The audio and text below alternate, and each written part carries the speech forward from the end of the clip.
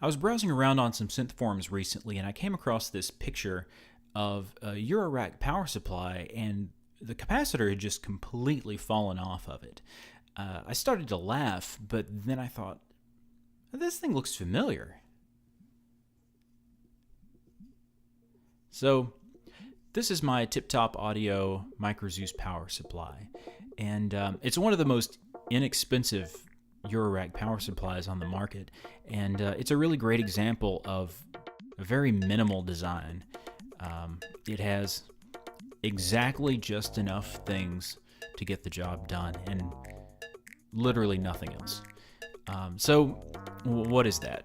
It has a 12 volt input here, or well, a 13 to 15 volt input, and it takes that, runs it into a 5 volt linear regulator, a 7805 type, and this low dropout 12 volt regulator. And then for the minus 12 volt rail, it has this module down here, because that's a little more difficult to generate than with a simple linear regulator. It has these unshrouded headers, which is not ideal, but it's all right. It's pretty common in Eurorack. It has this interesting feature though, that it has this double connector on the power ribbon, and I assume this is just to reduce the voltage drop at the power connector, since there's several modules being powered from this one point. So I think that just splits the current between the two connectors and reduces the voltage drop there, which is kind of a neat idea. One thing that's noticeable about this is there's only two capacitors. There's it's C3 and C4. So at some point in this thing's evolution, it had more, but apparently they weren't needed. And if you go into the data sheets for these two linear regulators, I was surprised to find that the input capacitance is required, but the output capacitance isn't. It's recommended to improve the output regulation, but it's not absolutely required. It's not required for stability or operation or anything like that. So they've just left it off. And a lot of the Eurorack modules should have plenty of filtering capacitance downstream anyway, so that's probably not a huge problem for these things. One or both of these capacitors here filters VN. One of them might be for the minus 12 volt rail. I'm not sure, since I don't have a data sheet for this guy. I'm not totally clear on that, and I'm not willing to rip my power supply apart to find out. All right, so the big question is, how did this guy's capacitor fall off?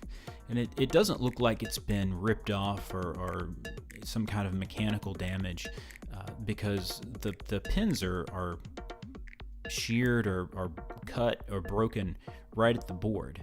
So my prime suspect there is stress fatigue from movement, and they look pretty solid. They don't look like they're going anywhere, and it doesn't look like these should be moving around a lot. This thing should be mounted in a rack.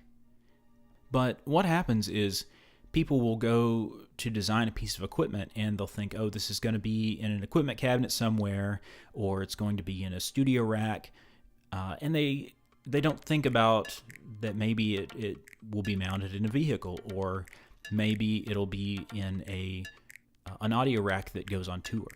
And I assume that that's what's happened to this poor guy's Eurorack system. Is he maybe took it in a portable case, and it lived in a trailer or in a car for a while. And while these capacitors are not heavy, they do have a little bit of mass. And if you kind of move the end just a little bit, you can feel not just a little bit of flex, but also a little bit of springiness in them. And that's even worse, because every time they bounce, they'll spring back and forth a few times and just increase the number of flex cycles that the pins are going to see. And it's really a small amount. I mean, a millimeter or something, and they don't move much, but the biggest factor is just number of cycles and how many times that they've been moved. So what we're going to do is try to mitigate that a little bit and maybe look at how TipTop could have or could in the future maybe improve this design a little bit. Alright, so to solve this problem, I scoured the internet for potential solutions and really hit the dark corners of the web. So let's see what Amazon can do for us.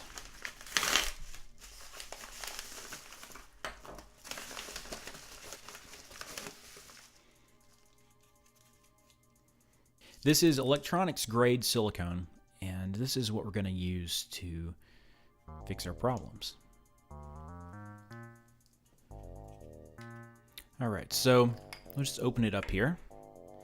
And the first thing we need to do is cut the tip to the size that we want. We don't need much, so just keep it small.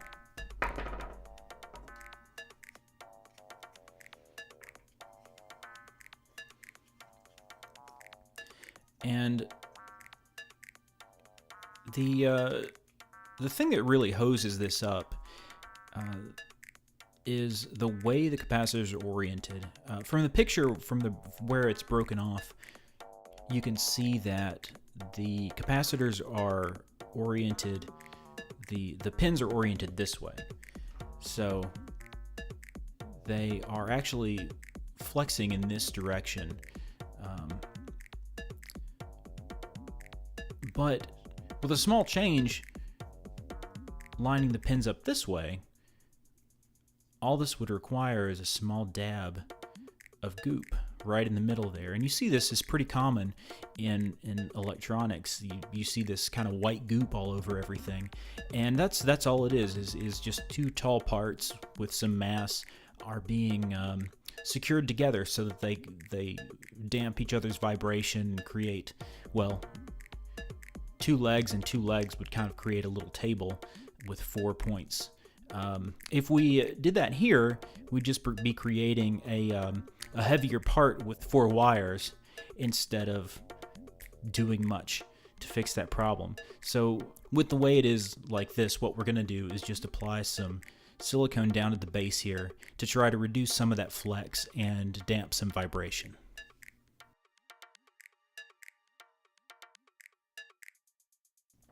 It's tough to see, but there's actually a pretty good gap between this capacitor and the PCB.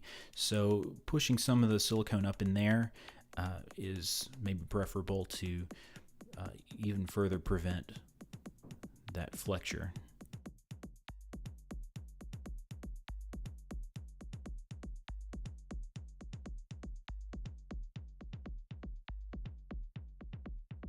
And it's not pretty, it doesn't have to be, but the idea is just to give it a little bit of support so that, and